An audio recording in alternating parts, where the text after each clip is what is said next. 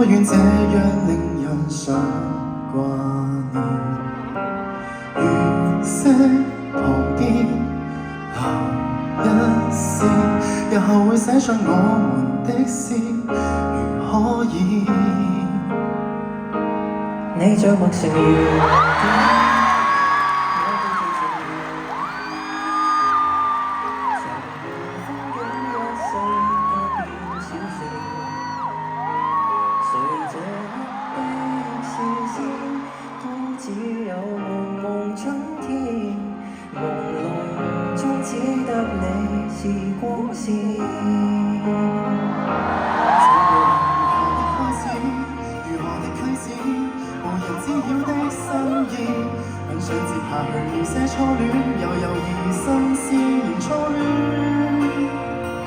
上次我們要在櫻花東山落時，又會否剛好的中意？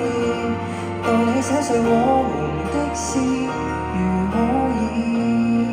林家謙，好耐冇見。金牛同處女好夾嘅。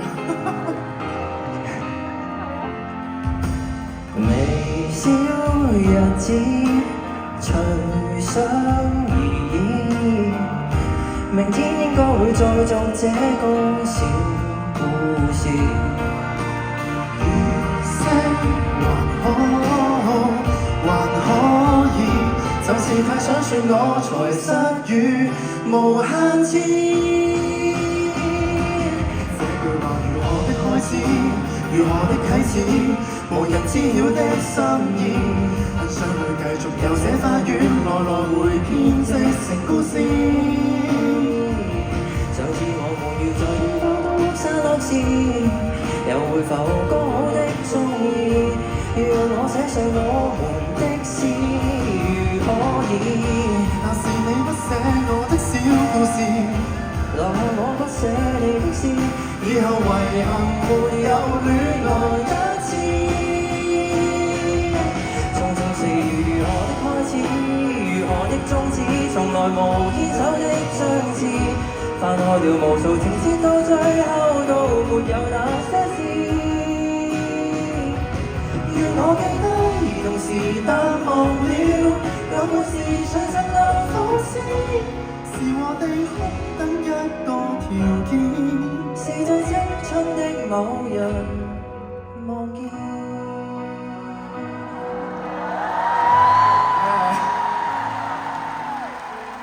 多謝。俾啲掌聲林家謙。好耐冇見啦，上次。好耐。唔係已經上次同台已經4年前。拉西湖。好似係。哇！快脆。我好記得雖然我呢個講我呢個故事啊，當年已經，但係我覺得在場裏有好多人應該都未聽過呢個故事。邊個未聽過？可唔可以俾我講多次？唔可以。可以，我一陣講笑。當初我記得我一入行嘅第一首歌，其實唔係你哋記得嘅《一號種子》，好似係林家謙老師嘅一首歌，係當初佢加舞嘅，所以都可以話係第一次我入錄音室嘅時候就係。即係啲童年陰影啊嘛。唔係，其實都幾啊，因為嗰時候係咁俾你捉啲咬字，跟住我就覺得，原來錄音咁辛苦，就爭啲抹殺咗你嘅之後嘅星途啦，就放棄唱歌。所以真係好有緣分。跟住我都想講多個故事俾大家聽嘅，就係前一排林家謙老師唔可以叫老師，你可以唔好咁老叫我，老咩師啊？咁我同學得唔得？林家謙同學，佢開演唱會嘅時候，跟住有一個小故事想同大家分享，就係我有一位朋友，佢好中意林家謙同學嘅，咁所以咧佢就佢係喺新加坡嘅，咁佢特登想飛翻嚟香港睇佢嘅演唱會，但係因為有一啲事佢嚟唔到。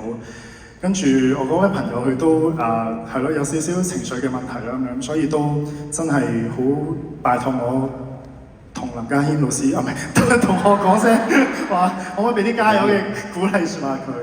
咁所以我嗰日就即刻 WhatsApp 咗林家謙同學啦，咁我就特拜託佢呢件事啦。跟住佢真係即刻覆我不特止，仲喺佢嘅演唱會入邊講翻呢件事，所以都真係幫助我嘅朋友好多，所以當我朋友多謝你。真係，我覺得有時做呢啲嘢，我覺得深刻我同你係有少少呢一個方向，就係好想幫一啲朋友，但係我哋唔會好想講出聲，你明唔明啊？我明，即係即係你都叫我啊，即係唔使講咁樣。即係我覺得阿姜係一個咁嘅人咯，咁所以就多謝多謝。係啊。因為我嗰位朋友都佢話：你講啦，你可以講，所以叫我講。冇啦。係啊，我多謝你。翻佢唔想講就唔好講。咁啊，我話要去翻大園嗰度啫。去做咩啊？好似話有一首係咪？有一首好似好傳説入邊嘅一種歌。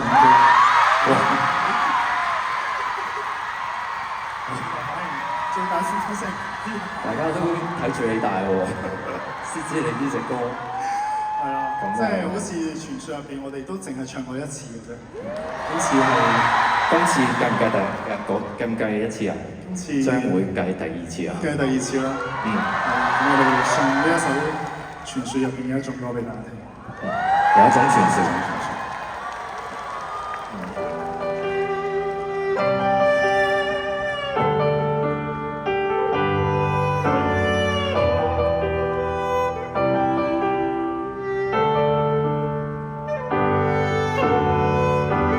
傳說有一種美態如水一般淡雅，傳說有一種智慧能讓你我瀟灑。曾期望過的春日在變化，怕風吹雨打，雨點降下，雨灑腳下到更分岔。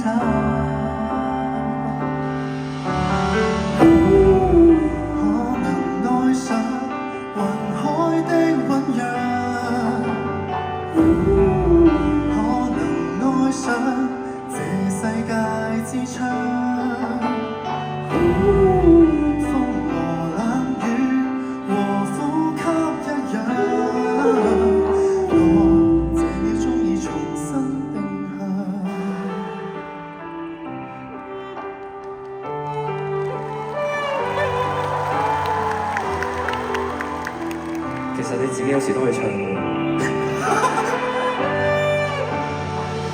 OK， 傳說有一種意能敢發生明白，這雙手再不冷，傳說再不想探索，這個是一刻。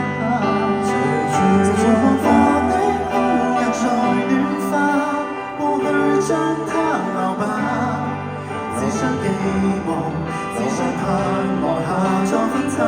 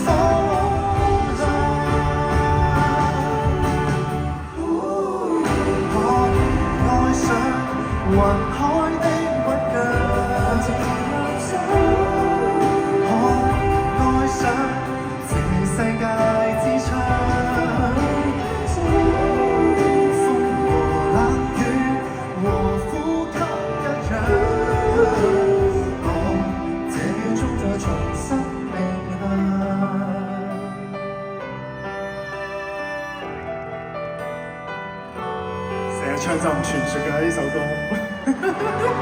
原來係咁特登啊！傳説啲㗎嘛 keep 住佢咁神秘咁傳説。OK， 我哋多謝大家，再次俾掌聲林家謙。多謝。OK，大家4年後再見。講笑。喂，咁點解而家我係行翻去？好似話係就咁行。你唔使陪我啦。你咁多嘢做。或者試下我陪你。你陪我？我陪你。我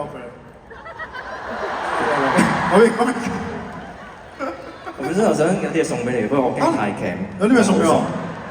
嚇？通常我哋嗰啲演唱會禮儀啦，我自己會想送啲嘢俾嘉賓嘅。哦。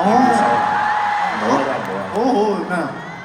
唔可以好勁，我驚。唔好啦，你快啲，喂，你唔好咁樣，你唔好來，等先。哇等先。唔係即係咁講，呢度講呢度散，呢個冇度過嘅，點解呢個咩嚟㗎？冇啊！真係諗咗好耐，或者送唔送好咧唔算。唔係咩？唔係，即係我見你係金牛座，金牛座就好硬頸嘅，係。同埋你啲牌啊應該好倔強啦要。係。咁所以驚你條頸有事，係我就諗住，諗下送唔送嗰啲按摩肩頸嗰啲按摩器俾你啊？但心諗，都係唔好啦，好似賣廣告咁樣。咁最後有諗過，不如現場幫你練一下咯。好啊，都真係幾緊嘅。你係咪 OK 啊？OK，嚟，掂㗎喎。呢下有真係一下喎。係啊，呢個就係傳説，再不需探索，憑直覺試一下。拜拜，走啦。Thank you，我冇。拜拜。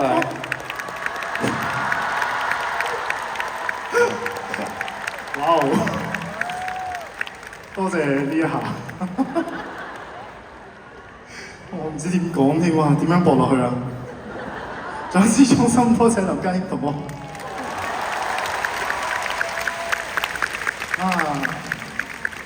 又唔記得求佢寫歌添，雖然佢有眼撐，係林家謙同我幫我寫嘅，好大家動唔動啊？唔動啊嘛，頭先嗰個鏡。